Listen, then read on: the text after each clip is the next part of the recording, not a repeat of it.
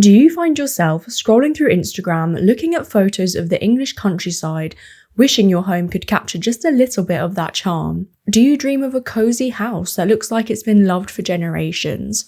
Well, that's what we're talking about today. Hi everyone, welcome back. I'm Jacqueline, I'm an interior designer, and today I'm breaking down how you can get the real English country look in your home and all the things I think are misconceptions about the style too. Really where this video idea stemmed from was that this year especially I had noticed so many more tourists coming to the UK on holiday, mainly Americans, and for some reason it's always the Cotswolds, and that really intrigued me. There's just something about English country homes, isn't there? That effortless mix of coziness and timeless charm. They're chic, rustic, with hints of history too. And I'm going to break down everything from English manor homes to the tiniest of cottages and everything else in between. Think the house from the holiday or the Longbourn estate. Other than being an interior designer, I also grew up in England in Hertfordshire, yes, the place where Elizabeth Bennet lives. So I'm hoping I'm a reliable source for you guys. So grab yourself a cuppa and some biscuits because it's kind of a long video, guys, and we'll explore how you can bring that English country cottage vibe into your own home, no matter where you live.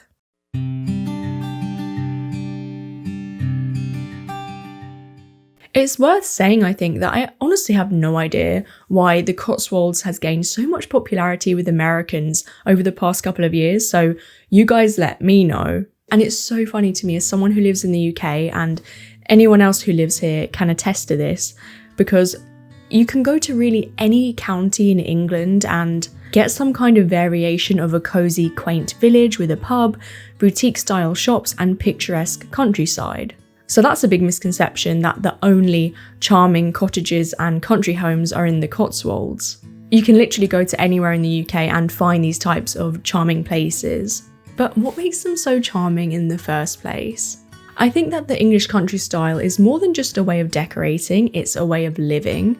Rooted in centuries of countryside tradition, it captures the essence of rural England. Homes that are comfortable and deeply connected to the landscape around them. Historically, the English country look grew out of practicality and comfort. The ambience is comforting and relaxed, a home that feels like a refuge from the outside world.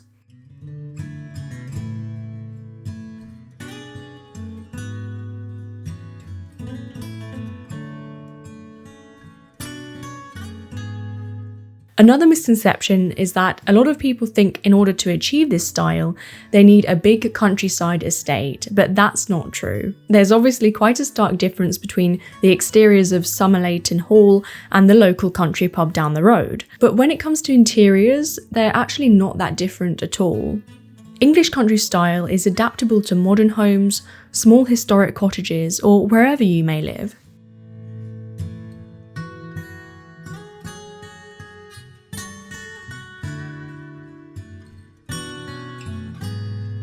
The charm of English country style, I believe, begins with its architecture, a beautiful blend of craftsmanship and elegance. Cottage homes have been in the UK since at least the 11th century, and one of the oldest homes in England is Salford Manor House, which was built a little later in 1148 and it's still there today.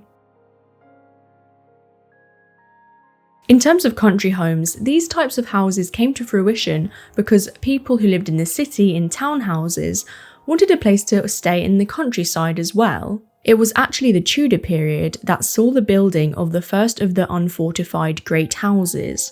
Later on, it was during the second half of the reign of Elizabeth I that the first architect-designed mansions, those that epitomised the English country house, began to make their appearance. Burghley House, Longleat and Hatfield House are probably among the best known examples of the showy prodigy house.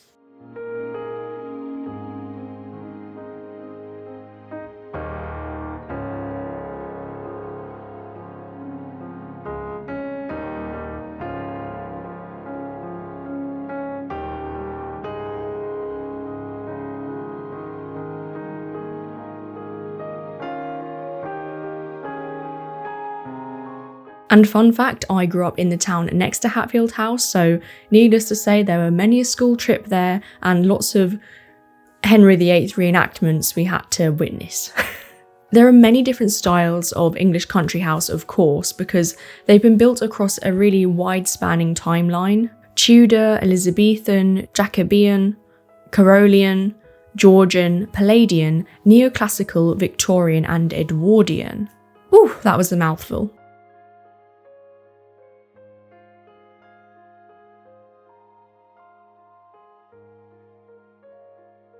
Now, of course, as a society, we don't unfortunately design in such ornamented ways anymore, and things have become a lot more streamlined. But nonetheless, the country aesthetic has remained. If anything, it's almost reignited recently. These homes are often centuries old, with each stone, brick and beam telling a story. The interior architecture usually highlights exposed wooden beamed ceilings, thick plaster walls or even stone, especially in the Cotswolds, or more refined wainscoting panels in older properties line the walls.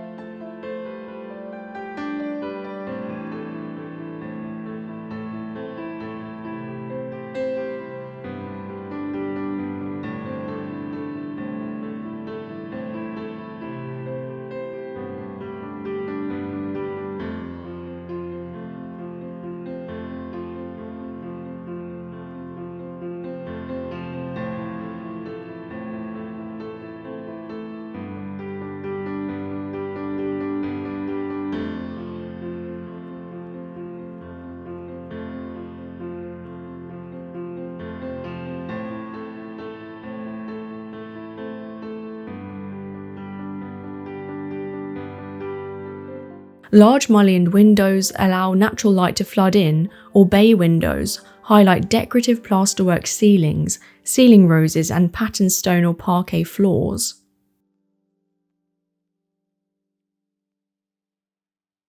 Older country homes displayed grand winding staircases, usually in dark wood like mahogany, while today's country homes opt for an angular carved oak. Arched doorways and domineering fireplaces control the spaces, giving them unique features. Nothing about the interior architecture is dull, there is always something to look at.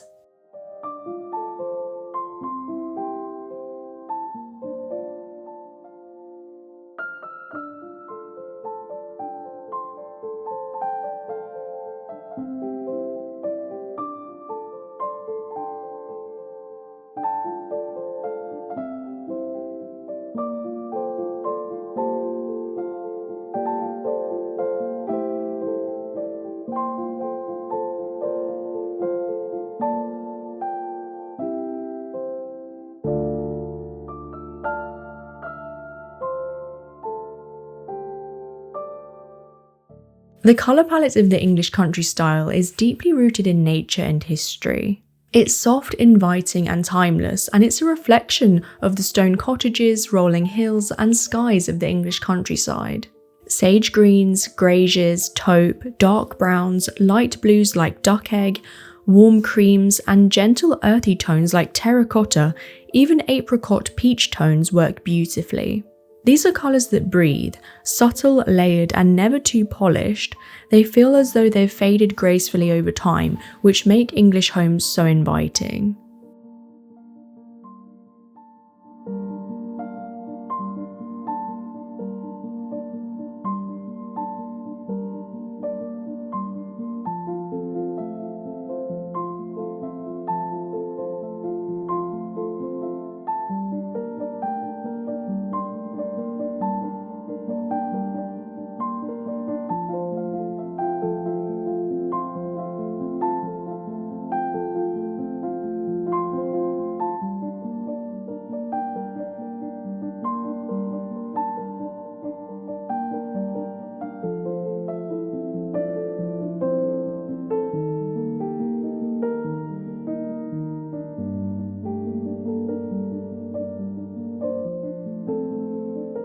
I think a large part of this style, being the master of casual sophistication, has a lot to do with the textures seen throughout the home.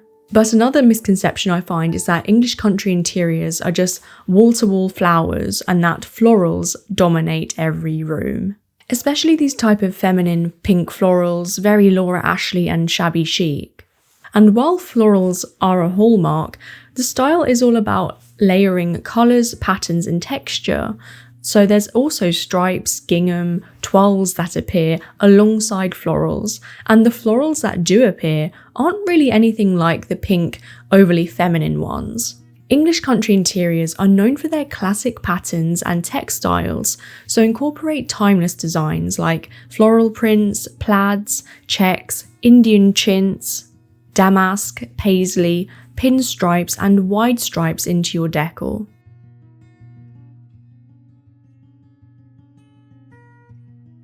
Counterbalance that with mismatched rugs like Moroccan rugs, damask and Persian styles.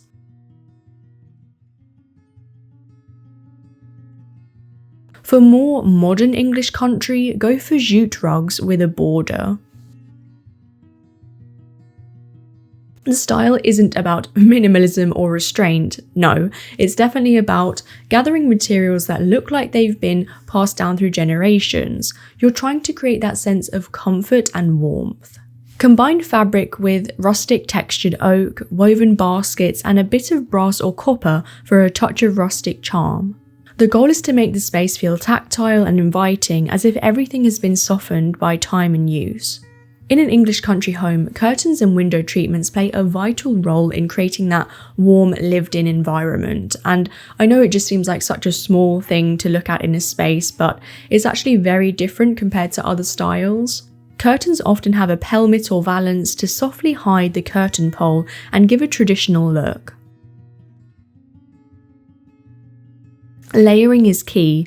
Sheer voiles or lace panels allow light to filter gently through during the day, while heavier drapes provide privacy and insulation in the evenings. They soften the edges, add personality, and make a room feel truly lived in.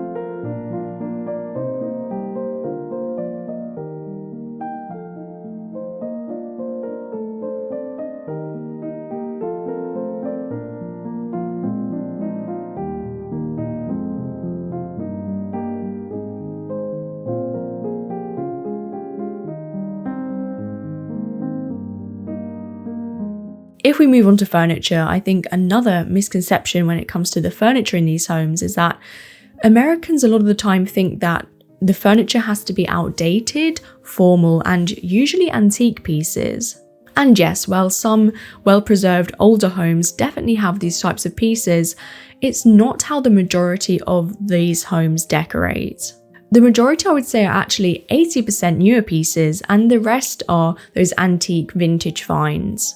In the UK, there are a lot of companies that make reproduction products to look traditional. Furnishing an English country home is all about blending comfort, character, with a touch of nostalgia.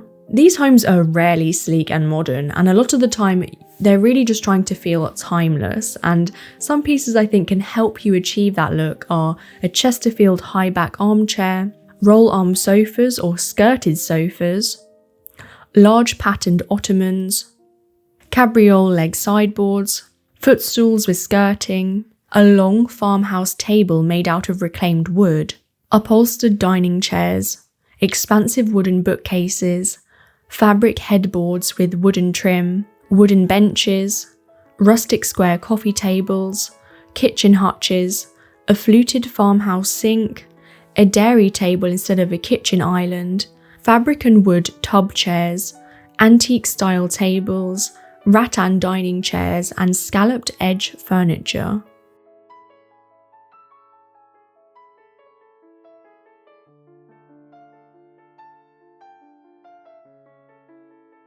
As a side note, if any of you guys are enjoying the video, please leave a like and a comment. I really appreciate that.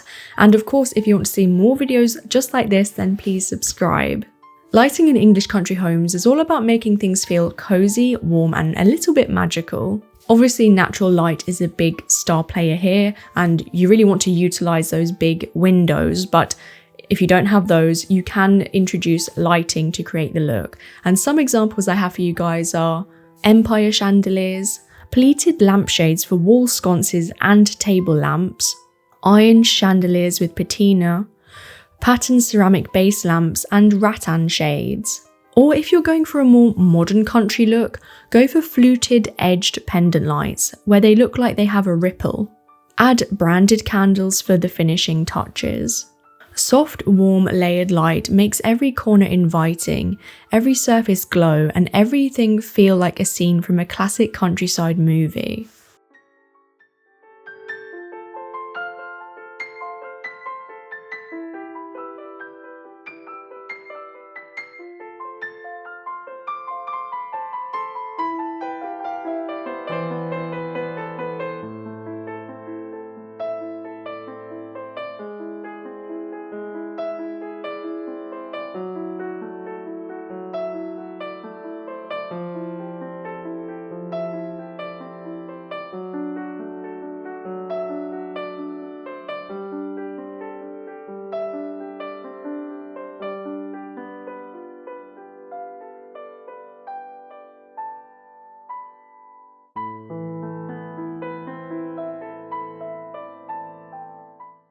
Home decor accessories are really what's going to make an English country home come to life. They're the finishing touches that make the space feel layered and lived in. In this style, accessories are never overly polished or perfectly matched. Instead, they're a curated mix of heirlooms, vintage finds, and newer pieces. And some that I think would complement the space are ceramic urns, large round mirrors, convex even better, chinoiserie ginger jars, woven baskets for firewood, glass hurricanes for candles, hand-painted serving plates on display, small clocks, lots of antique chintz, French market baskets, stoneware mugs or Emma Bridgewater ceramic ware, horse and hare motifs, scalloped woven storage chests, old books, tarnished brass candlestick holders, wooden ottoman trays, wally dogs, handkerchief bowls, and carved wooden finials.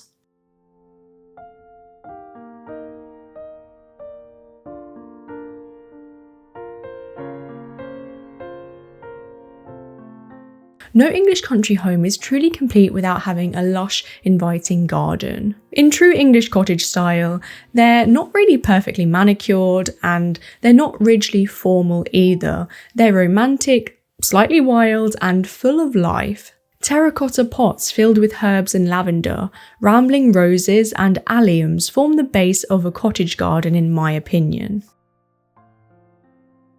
For height include foxgloves, hollyhocks and lupins. Painfully shaped topiaries are very common in English country home gardens and most usually symmetrical in placement. Japanese holly, box and yew are my top choices for shaping.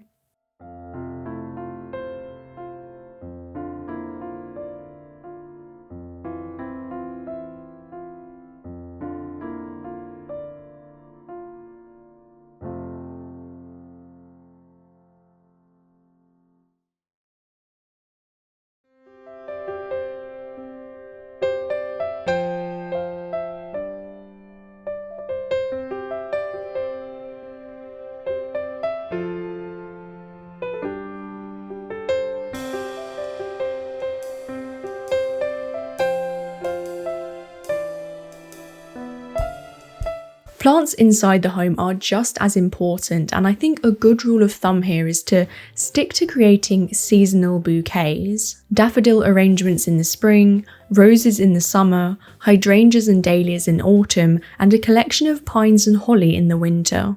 Remember that in English country interiors, plants aren't just decoration, they're a nod to the outdoors and a reminder of the changing seasons.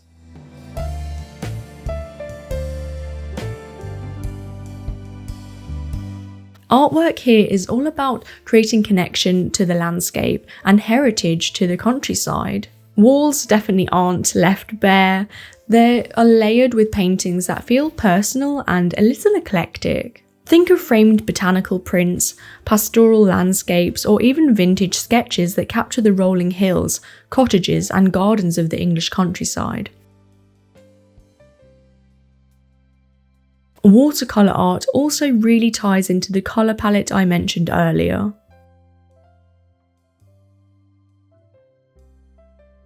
I also really love the idea of architectural paintings and drawings to really capture the era where English country homes were at their peak. They all give a timely quality to your interior. These pieces evoke a sense of place, history, and helping to anchor the home in its surroundings.